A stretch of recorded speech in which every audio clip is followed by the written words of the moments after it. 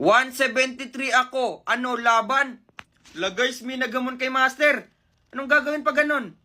Anong gagawin natin pag ganun? Tatalunin natin, guys.